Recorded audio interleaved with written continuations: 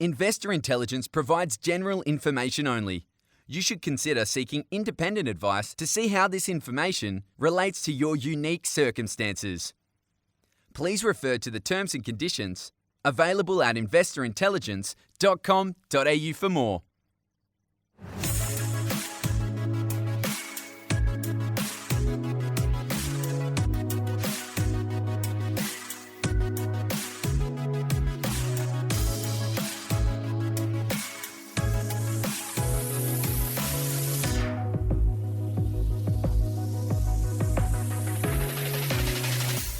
Guys, welcome back to another episode of Investor Intelligence, brought to you by the team at the Property Mentors. It's your weekly podcast for all things investment and hosted by me, Phoebe Sikowski-Wallace.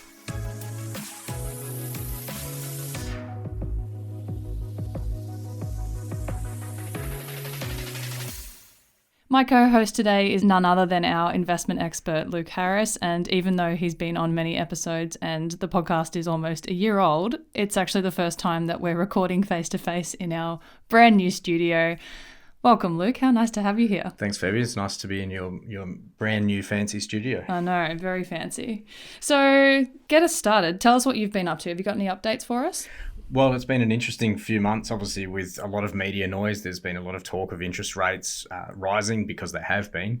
And of course, there's a lot of talk about prices dropping around the country. There's a lot of talk about builders going broke and developers having delays. So for a lot of people, it's actually, things are up in the air quite a bit more than they normally are. Yeah, there's a lot happening for sure. So it is time to do another frequently asked questions episode. It has been a while since we've done one of these, and we've had some fantastic questions submitted via our website since our last FAQ app. So thank you to the listeners who have submitted these. And if you have a question that you'd like to ask Luke, you can head to the FAQ section on the Investor Intelligence website, and I'll make sure to put a link in the show notes for that. Luke, shall we get straight into them? Let's get into it. So the first one's from Shona, and it's a nice sort of easy one, and it's we've definitely mentioned this before, but I don't think we've gone into detail of it. And that is, what is capital gains tax? Capital gains tax is an interesting question. Look, capital gains tax is basically a tax on your profit. And look, the governments love to get their hands in your pockets, and they love to take wherever they can. They get you with GST and they get you with stamp duty, and capital gains tax, unfortunately, is yet another tax. I do understand the reason they charge capital gains tax on not just property, but they charge it on any investment that makes a profit. If you buy shares and you make a profit, there's a capital gains tax.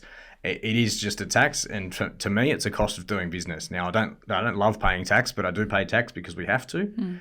Capital gains tax essentially is the difference between, or the capital gain, I should say, is the difference between what you've paid for the asset and what you sell it for. So if you buy a property for $500,000, you sell it for $700,000, your capital gain is $200,000. That's in very round numbers, of course, Sure. And you get taxed on the profit.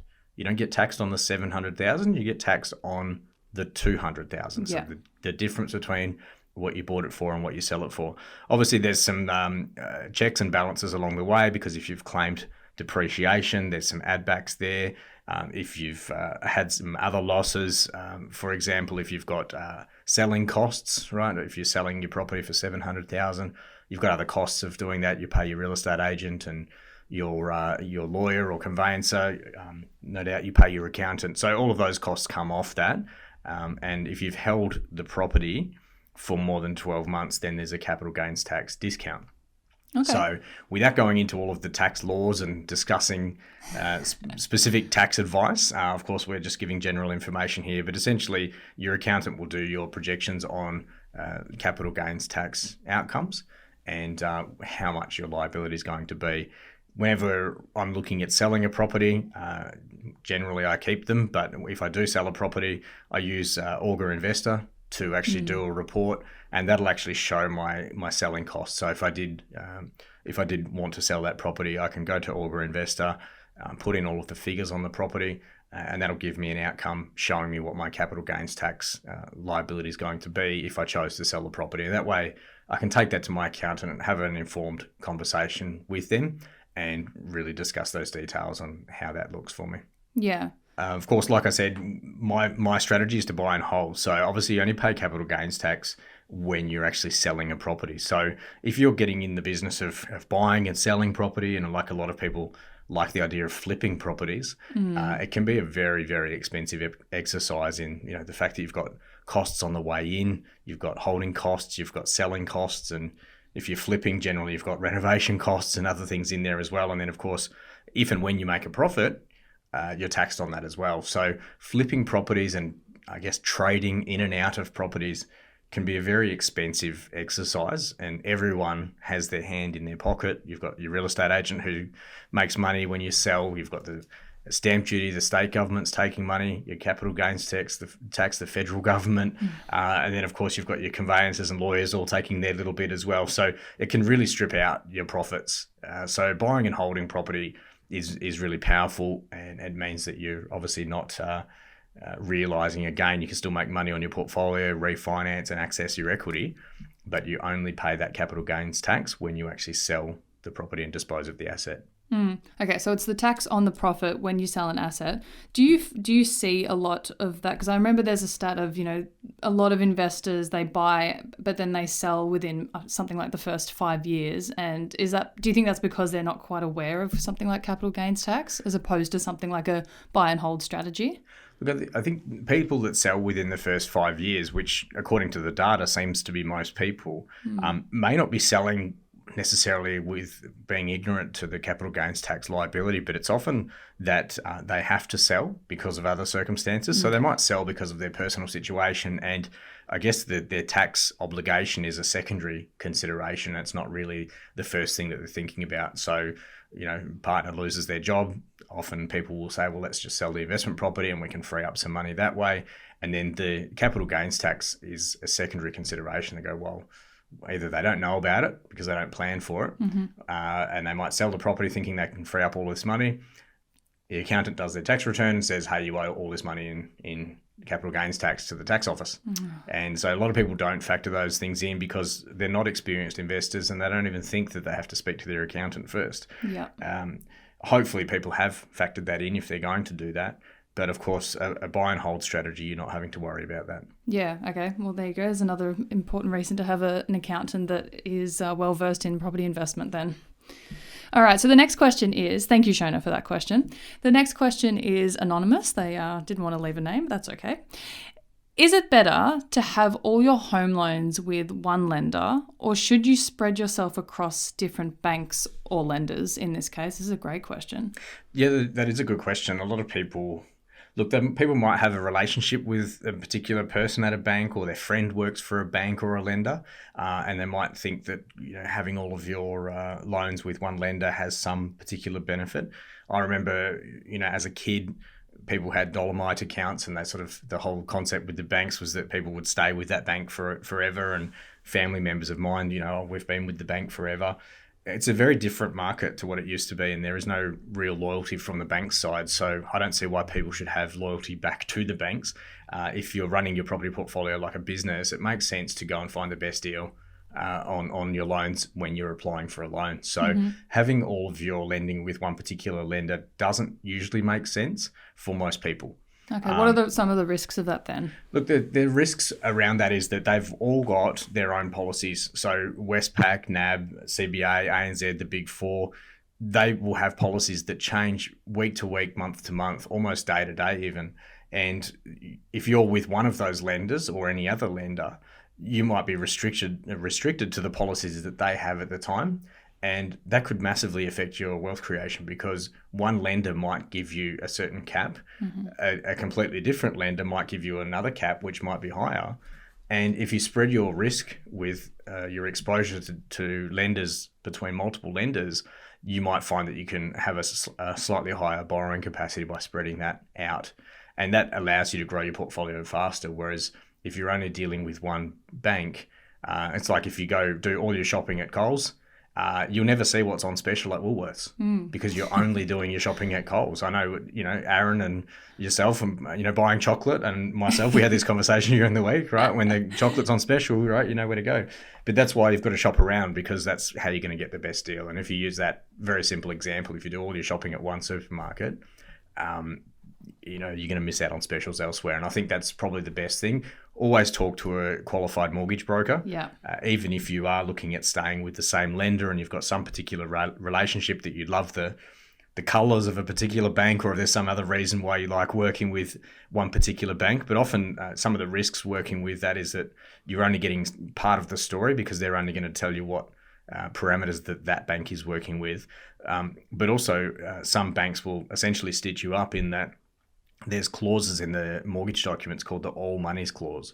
And an all monies clause is buried well deep into the mortgage documents. And what that means is even if you've got separate loans for properties with that particular bank, the all monies clause is buried into the mortgage documents that basically says if you default on one loan, we can recall all of them. That's what I was just about to ask. Okay. And that really is a risk, because if you've got all of your lending with one lender, they've basically got full control over your portfolio. Okay. And I don't like that. I certainly make sure I spread my risk, and I use a very experienced mortgage broker with Chelsea at Crown Finance. And Chelsea makes sure that my risk is spread not just with my borrowing, but also with the lenders that are lending me that money, so that I have choice of who to work with. And of course, their rules are changing around borrowing and what their parameters are all the time. Different money markets and different exposure to investors, different exposure to international money markets and business lending and consumer lending. So they're always changing their policies and adjusting what their exposure is to investment properties specifically. And because that's a dynamic market and it's always changing, it means you need to keep your finger on the pulse. And the best way to do that, instead of reading all of their policies yourself, Drainer. Yeah. And you would never do it because there's so many of them, and you would almost have to be an expert doing it every day. And that's why we use an external mortgage broker that specializes in investor lending, because it's so powerful to have that information at your fingertips. And I can't read all of the lenders' policies because they're changing so frequently. But again, because we're in the property market all day, every day, we're buying properties every week, we're in the marketplace, we're negotiating. The same thing your mortgage broker is doing with the lenders. They're actually going out there and understanding the policies, the changes, which ones have an appetite for investor lending, which ones don't. And that's really powerful that you can tap into that. Whereas your relationship manager at a bank, they're not going to, you go to Westpac, they're not going to talk about ANZ products. And that's, potentially leaving a big hole in your investment strategy. That's really good to know, especially with the multiple home loans thing, because I can see why people would just keep going back to that one bank. They might think it's just a bit easier or a bit tidier and you've got everything in one place, but that's really, really good to know. And so relieving that you have someone like a mortgage broker to do all that stuff for you, because that sounds like the biggest headache. So the other thing as well is that banks will sometimes cross-securitize your loans. So similar to the all monies clause that can be in the mortgage documents, you can actually have the loans actually cross-securitize. So you're actually using one property as security for the next one. And unless you know how to read the mortgage documents or you're getting advice on those mortgage documents, you might find that you've actually cross-securitized your loans with the same lender, which has a similar effect. If you default on one, of course, they can take the whole thing from you. So you essentially need to, as a professional investor, you want to separate your risk and make sure that you've, balanced your portfolio across multiple lenders. Very good to know. And thank you for exposing mine and Aaron's chocolate addiction as well. All right. So next question is from Abdul. And this is one I'm really excited for you to answer, because it's something that I hear the mentors being asked all the time. And we have an upcoming guest who is a developer, and we covered the difference between an investor and a developer, which is sometimes something that people can conflate. And even though on paper it seems quite obvious, it's still quite confusing because there are a lot of similarities. But this question is, what is the difference between a property mentor and a buyer's advocate? Because I think these two are the ones that get mixed up all the time. Yeah, well, look, I guess if you looked out for property mentors, there's actually not many out there. So a lot of people are used to a buyer's advocate or a buyer's agent, is they're often known in Australia. A property mentor is different in the sense that the property mentoring approach is very much around your long-term goals and more of a long-term approach. A buyer's agent or a buyer's advocate will go out there and look at a specific set of parameters based on a property, whereas a mentor is going to be looking at the investor. Okay, and the property is obviously a consideration, and a mentor is going to be factoring in a more of a holistic approach to your investing as a long-term approach, whereas a buyer's agent is there for a one-off transaction. Okay. So looking at the two side by side is if you know exactly what you want, I want a 4-bedroom, 2-bathroom house between $900,000 and $1 million. It must have a pool and a double garage. I'd like a block of land that's at least 600 square meters, and it must be within 2 kilometers of a train station. And this is the rough area that I want to look at. Here's the suburbs that I'm interested. That's what you would tell your buyer's agent or your buyer's advocate. And then they would go out there and use their networks to try and find that property. They would present that property to you. You would make a decision and they will help you to negotiate and purchase the property. Once that transaction has taken place, that's it. You've got no ongoing relationship. You might like the buyer's agent. You might send them a Christmas card. Probably not. They might send you a Christmas card. Probably not. It's usually a very transactional type thing in that, once that transaction's done, you've kind of finished with each other. Okay. There's no real need. And a buyer's agent will know that for most people, you're probably not going to do that transaction again for many years. So I guess from that perspective, that's pretty much done and dusted. Every now and then you might find somebody that has a buyer's agent. They might buy a property every year or every 2 years. But again, buyer's agents usually specialize in a particular area and have a very niche approach to what suburbs they're looking at. Property Mentor on the other side is really focused on the long-term goals, focusing on you as the investor, understanding your goals, but also helping you with putting together your expert team, which includes your mortgage broker, solicitor, financial planner, quantity surveyor, tax depreciation expert, and the list goes on to help you to actually build your portfolio, teach you about how to become a better investor, challenge you along the way and keep you accountable, and really help you for the long term. And having those little conversations along the way help you get out of your comfort zone and really be there by your side over a longer period of time. And that's why a mentor is so powerful, because there's not really many companies out there that actually do what we do here at the Property Mentors. There's a lot of people that claim to be property mentors, but they're essentially there to flog your property and they call themselves a mentor, but they really don't have any fundamental investment experience. So the thing that you need to do is make a decision whether you're looking for a buyer's agent who's actually going to work in the parameters that you set, or if you're going to work with a mentor that's going to work on your longer term plan. And also part of that process is to identify what property is going to help you achieve that goal. Okay, so this is what I'm hearing, that buyers advocates or agents will kind of just do what they're told. Correct. And whereas mentors will kind of like, well, that might not actually be right for your strategy. Let's do something else. That's kind of what I'm hearing. Well, that's right. Often people, when we start working with them, we ask them a series of questions to find out what they want and what they think they want. And often people might say, look, I don't know what type of property I need. So rather than starting out with the property, we start out with the end goal. Why are we doing this in the first place? The property comes as a result of going through that process. And we find that most people that are going through a buyer's agent or buyer's advocate haven't really identified what that property looks like, especially for investment purposes. It's very different if you're buying a property to live in. Yeah. Because if you've got 3 kids and you've got a jet ski and you've got a 4-wheel drive and all of these things, and you need a garage for all the kids' toys and all of these things, it's a lot easier for owner-occupied because you've got this set of parameters. And often busy professionals, they're saying, look, we haven't got time to go house hunting because we're working long hours and the kids have got sport and all these things. So we know what we're looking for. We just don't have time to go and find it. Typically for owner-occupied properties, that's where a buyer's agent or a buyer's advocate is going to be really powerful. But for investment, it's a very different approach. Have a burning question you want answered on an upcoming episode?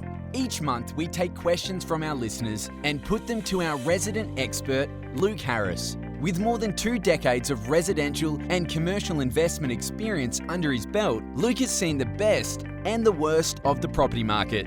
Visit investorintelligence.com.au/questions and ask us today. Question 4, this is from Jay, and it's a bit more of a sort of circumstantial one. So I've recently moved to Australia. I previously owned property in New Zealand. I think for the sake of this question, that could be any country though. How can that affect my ability to continue buying property in Australia? Look, there's a few probably more questions to ask there. It depends on the property that's in New Zealand and how that's working. Is there a mortgage on it? What's the ultimate outcome? Have you got friends or family living there? Have you got a rental income there? The first thing that I would be doing really to continue building a portfolio here in Australia would be to speak to a broker, understand how that income is treated, assuming you've got it rented out. A lot of people in that situation may have a friend or a family member that's sort of renting it and not really going through an agent or a property manager, and it's not really documented the right way. So one of the first things to do would be make sure that any rental income is properly documented. It's coming through on a consistent process. It's coming through once a month and it's coming through on the same day. But ideally, you would want that coming through on a property manager's documentation on a rent statement, so that you can show the banks that there is actual genuine income and it is consistent and it's managed professionally by a property manager. But obviously each lender is different, so how they factor in that income depends on what you're working, where you're working and what you're doing here in Australia. That's going to change the outcome. So really the question would be speak to the broker and find out what your options are. Yeah, I guess the question is who to speak to if you're in that situation. Exactly. And I think our answer to a lot of questions is speak to your mortgage broker, but there's a very good reason for it. Speak to your mortgage broker, but also, if your situation is that you're working in Australia now and you're full-time and you're setting yourself up here, you probably need to speak to an accountant as well. Sure. And if you've got an accountant in New Zealand or wherever the property is based, you probably need to loop them in as well and try and work out what's the best strategy that can help you. That obviously the laws in New Zealand are different to Australia as far as tax and what your obligations are there. So obviously if you've got property there, you need to factor that in as well and work out what your obligations are there as well as over here. Okay, so speak to your team of experts in that Absolutely. case. Yeah. Okay, so our final question, and this question comes from our mentors because I think in each of these FAQ episodes, it's good to have a question come straight from the mentors because they're the ones who are being asked them all the time. So I approached them. I asked them, what are they being asked a lot at the moment? And we've covered this one many times and we're going to continue to cover it because it's not going away anytime soon. Luke, quick and simple, are interest rates as scary as people think? Oh, absolutely. You're going to be very scared with interest rates. Look, I think that interest rates are just a number and business is all about numbers, okay? And whenever we're looking at our investment portfolio, whether we're getting started or we've just bought or whether we're about to buy or we've been investing for a long time, interest rates are going to go up, down and sideways for the next 10,000 years, right? It's not going to change. They've been going up in the last 6 months or so. But previous to that, they spent a few years going down. Yeah. So we're still not at the long-term average, right? So interest rates get back up to the retail rate of about 7%, 7.5%. That's generally a long-term average, right? And we're still well below that. We're likely to see interest rates continue to go up by a few quarter percentage or half percentage points over the next few RBA meetings, probably continue to go up to the end of the year. There's talk about interest rates coming down again next year. So look, at the end of the day, interest rates are going to be scary for a lot of people because there is so much hype, there is so much doom and gloom, and there is so much media attention on interest rates, and for good reason, and also for not so good reasons. For good reason in that they're making people aware of the struggles that some people are having. There are some families that have mortgaged themselves to the eyeballs to go and buy their property, and now they're in a situation where they can't afford to make those repayments. But it wasn't a surprise to anybody that rates would go up again at some point. So those people, as unfortunate as it is, have gone into the market at the lowest interest rates of all time. What goes down must come up, especially when it comes to money markets and interest rates. So that's what the media latches onto, and they latch onto a few horror stories where people have really struggled. But look, it's not that we don't feel sorry for those people, but the reality is that getting into the property market and getting interest rates at all-time lows, they've never been so low in this country, and then being surprised when they go up and not having a budget for that, it is a very difficult thing for me to understand that somebody hasn't budgeted for that. And I might sound a bit harsh, but at the end of the day, the reality is that when you're taking on a mortgage and borrowing hundreds of thousands of dollars from a third party, which is usually a bank or another lender, you should be aware of your obligations. Yeah. You should be aware of the fact that interest rates can and do go up and down, and you've committed to that. When you sign a mortgage, that's a legal document and it's a big decision, right? You should be aware of your obligations under that and factor in a bit of a buffer in your spending. And if you can't afford to pay an extra 1 or 2 or 3 percentage points, you shouldn't be buying a property. And as I said, it might sound a bit harsh to a lot of people because, hey, Luke, everyone should be able to buy a home. I get that. But at the same time, you need to be able to afford that and have your obligations. There's no difference to getting a car loan and then all of a sudden you can't afford to make the car repayments. It's the same thing. You're going to lose the car. So people need to be aware of that. From an investor's perspective, it is a cost of doing business, right? You're going to have a rental income. You're going to have other expenses. Council rates are going to go up. Your other costs are going to go up. You're going to have repairs and maintenance as your property gets older. And of course, interest rates are going to be an increase on your expenditure column as well. But at the same time, over a period of time, your rents will go up. So it's not across the board that rents are going to go up at the same rate for everybody at the same time. But if you've bought well and you've got a good investment in a good area, low vacancy rates, you're going to have a lot of demand for that property and your rent will go up over time. And it will not necessarily cover the interest rate rises, but it will help to absorb some of that. The thing is with interest rate rises is that the interest on your loan is tax deductible. The principal that you're paying off, it's not tax deductible. You're actually paying back the money that you borrowed. Sure. Interest is the cost of doing business.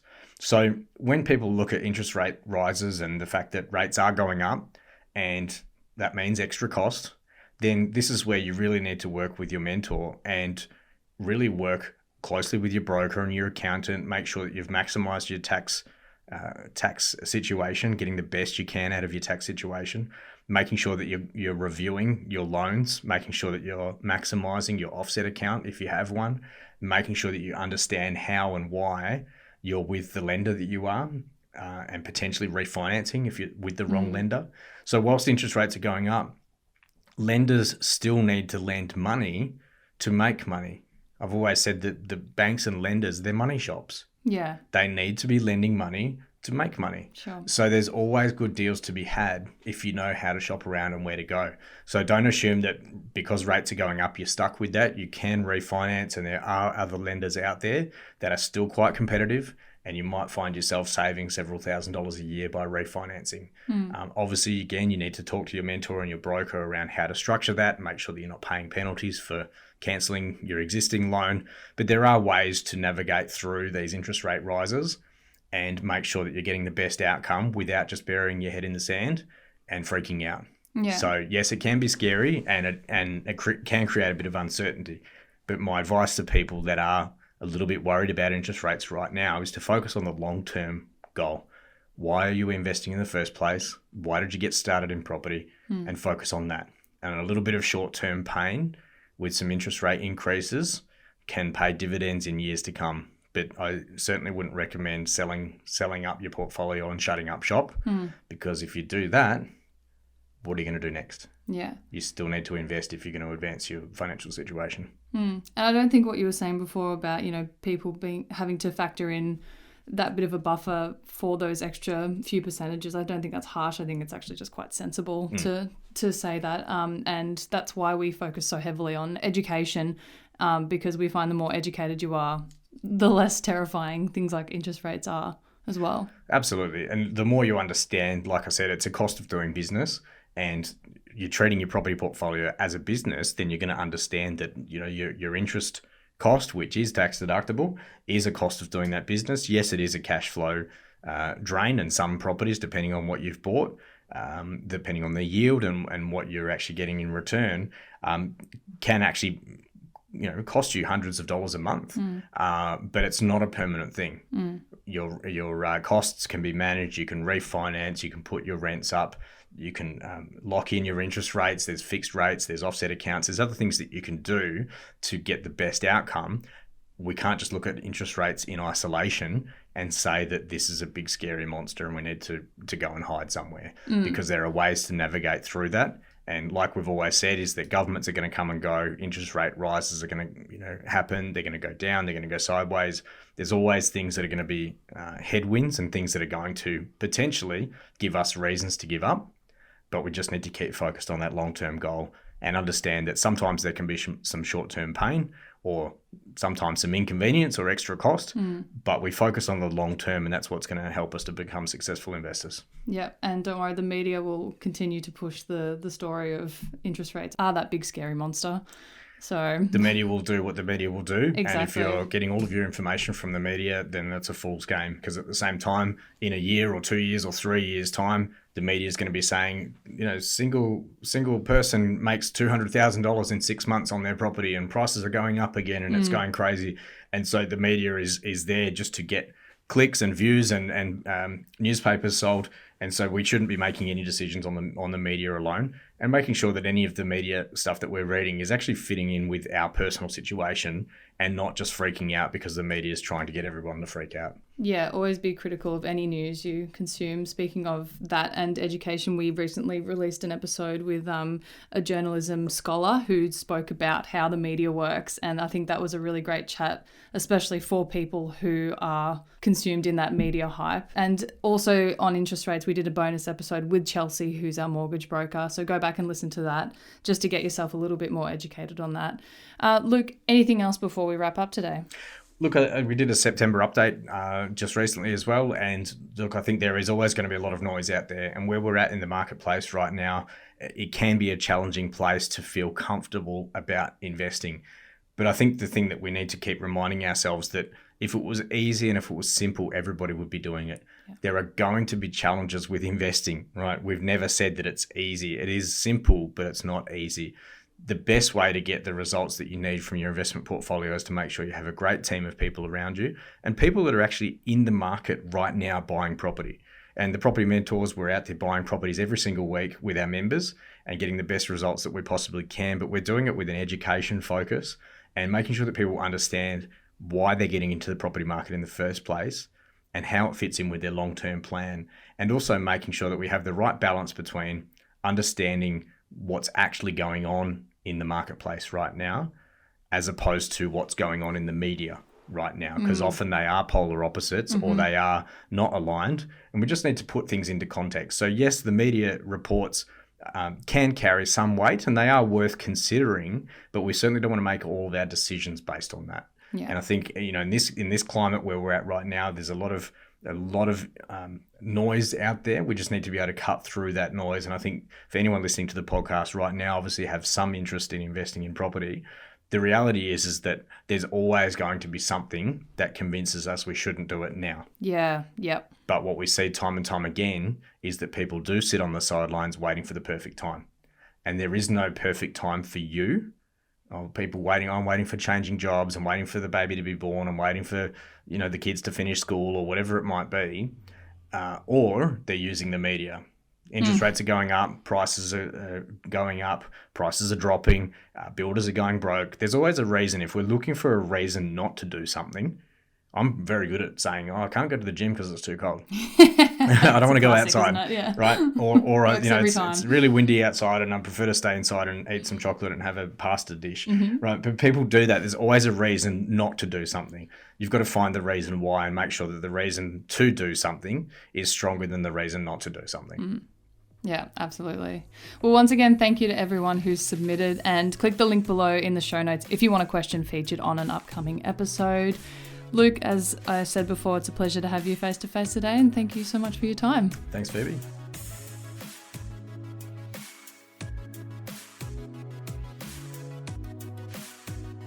If you found this episode or any of our episodes helpful, please make sure to share and leave a rating to help us reach more people on their investing journeys. And of course, subscribe to be notified when new episodes drop.